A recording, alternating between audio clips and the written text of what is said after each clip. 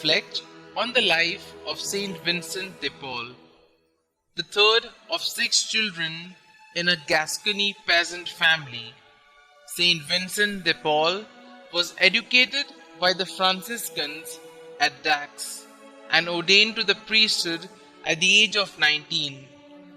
5 years later, he was captured and enslaved by Turkish pirates, but made good his escape after 2 years, together with his renegade Christian master, whom he had converted. In the year 1619, King Louis VIII made him General Almoner, whereby he was able to improve the pitiful lot of prisoners in the jails and the slaves in the royal galleys.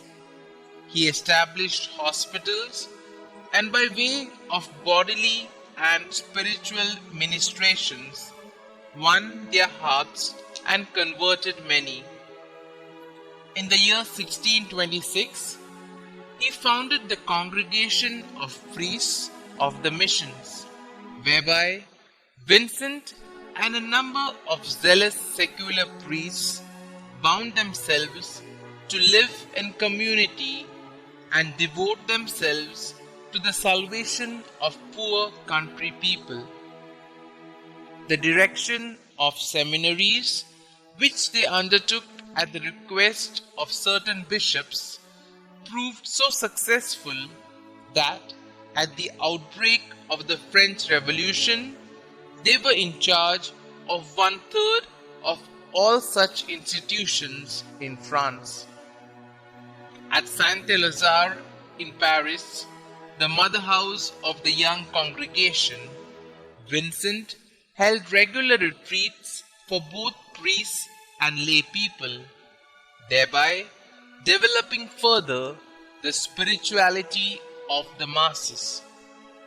Simultaneously, moved by the spirit of practical charity, he helped stimulate the social consciousness of many women of the nobility and organized them into the Ladies of Charity, using their enormous contributions to operate the great General Hospital of Paris, where thousands of destitute were sheltered and given useful work to do.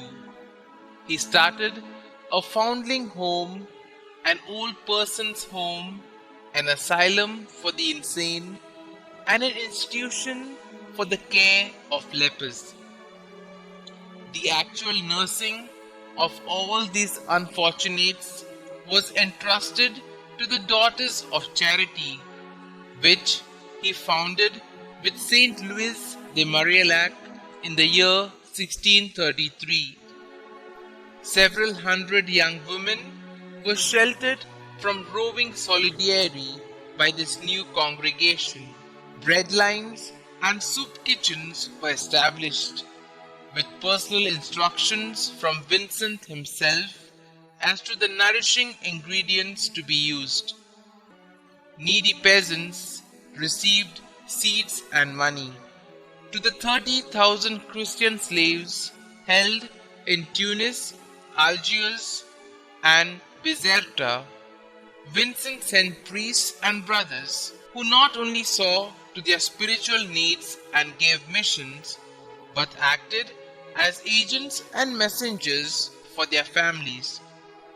During his lifetime, they ransomed 1,200 slaves by paying the equivalent of over $6 million, which Vincent had collected. Humble to the core, he shunned all publicity, his eminently practical mind placing unlimited trust in divine providence and complete distrust in himself. Indeed, the piety he practiced was simple, non-mystical, Christocentric, and action-oriented. The body of Vincent de Paul, who died on the 27th of September 1660 in Paris, are enshrined in the mother house of his congregation. He was beatified in 1729, canonized in 1737 by Pope Clement II, and declared patron of all societies devoted to the works of charity by Pope Leo XIII.